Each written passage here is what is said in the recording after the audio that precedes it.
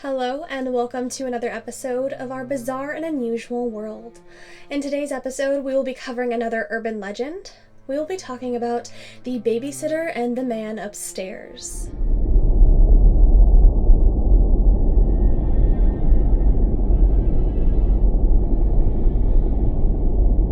So, right off the bat, the what. What is this legend all about? For those of you that aren't familiar with this story, I'll just go ahead and give you the basics. A teenage babysitter is left in an isolated house while watching two children. The sitter is downstairs watching TV or doing homework when the phone rings. Answering the phone, she hears a creepy voice say, "I'm upstairs with the children. You better come up." Thinking that it is a prank call, the babysitter hangs up the phone. A short while later, the phone rings again.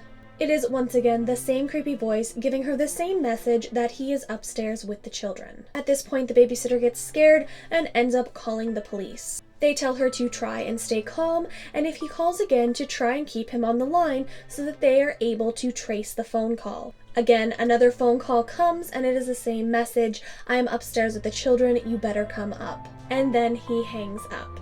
Only a few seconds later, the phone rings again, but this time it is the police. They tell her to get out of the house, that they trace the phone call and it's coming from inside. The babysitter runs out the front door and into the arms of a police officer. The officers go upstairs and make a brutal discovery. They find a man with a butcher knife and the children dead. In some versions of this story, the killer does get away, and in other versions, the police make it in time to save the children. But I've always heard the terrifying version of the children not making it.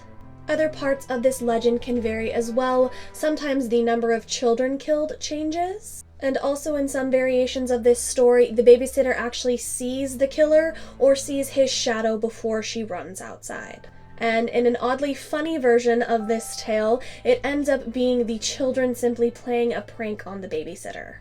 Now on to the when. When did this legend first start? This urban legend has been around for several decades and can actually be traced to about the late 1960s. Who was the target of this, or who was the story intended for? Teenagers. This urban legend has always been geared towards teenagers. Most of the time, it focuses around girls and babysitters. This kind of goes along with some of the other topics we've discussed in this series about teenagers having the thrill of scaring each other or scaring themselves. As for the where of this legend, there is no exact location where this legend took place because there's not a definite case that is linked this legend to fact. The scenario and the idea is simply terrifying, but still remains to be something that we pass around to friends to scare each other when really there's no real facts. Now, how did this legend gain so much popularity? As I said, this legend is based around teenagers, and one of the most popular jobs when we're teenagers is babysitting. If you yourself haven't been a babysitter, you most likely know someone who was at some point a babysitter. It's simply a very common thing for teenagers to do. And the idea of being in an unfamiliar house with unfamiliar children sometimes can be a little off-putting to begin with. Then you add in these creepy phone calls and it piques that anxiety. I heard about this story in the peak of my babysitting days as well, and it was super creepy. I had also heard and seen some of the movies based around this legend as well. We have the 1979 When a Stranger Calls and the 2006 remake. Hello? Have you checked the children? There is also a scene from the original Black Christmas that relates to this legend as well. So passing this story through friends and fellow babysitters easily shows us how it can gain such popularity. Then you add in these films and you create a very creepy situation for babysitters. Now on to the why of this legend. And for that, we're going to look at why this legend is highly unlikely. First of all, let's look at the time period that this legend started, the late 1960s. Back then, it was highly unlikely to be able to call downstairs from upstairs. There's also the fact that when the story originated, most homes had all their phones on one line, making it impossible for the upstairs to call the downstairs. And even if they could, the chances of being able to trace that phone call that fast are very slim. if they would even have approval to trace the call in the first place. It's not quite as simple as the legend or the movies would suggest. We would work just as quickly as we could to get information to law enforcement. They, of course, need the proper court orders and subpoenas and things like that for us to work with them. Then we have the responding officer that the babysitter runs into. Considering the legend says that this house is kind of in the middle of nowhere, having an officer respond that fast is kind of unlikely. All of these things lead us to believe that this was simply a scary story started in the 60s to scare teenagers. Now, if we do look at the legend today, it is a little bit more possible. We have better technology these days.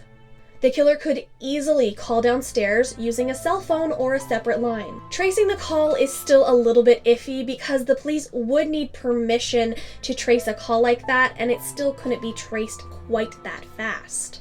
They just couldn't immediately do it. And the responding officer's time wouldn't really change either unless he happened to be in that area. No matter if this legend is just that, an urban legend, it's still so creepy, especially if you've been a babysitter. Oh, it was so scary for me when I was a teenager and alone in some of those houses. It was definitely on my mind every time the phone rang when I was babysitting. Stop calling me, you Jill, sick... it's the police. We traced the call. It's coming from inside the house. You hear me? It's coming from inside the house. And of course, being a movie lover, I had seen those movies and it only added to the fear. What is poignant about this particular legend is that the threat, which one assumes is coming from the outside, is actually inside. The phone is a communication to the outside. The surprise here is it's a connection between inside and inside. This urban legend is definitely creepy. I've never ever come across this situation. So unless the sitter is being trailed or stalked by someone personally, unless the house is being staked out, or someone's tapping my phone lines to find where sitters are going, nobody's really going to know the time or date or place of our babysittings. The dangers directly to the sitter really don't exist. Thank you for watching this episode, guys. I have a bunch more episodes of our Bizarre and Unusual World, so be sure to check out the playlist if you haven't already. As always, if you do have any suggestions for topics on this series, feel free to suggest them. I am keeping track of everybody's requests and suggestions. And I would love to hear your thoughts on this urban legend. Were you a babysitter and did this legend freak you out? Have you even heard of the babysitter and the man upstairs? Thanks so much for watching, guys, and I will see you in the next episode.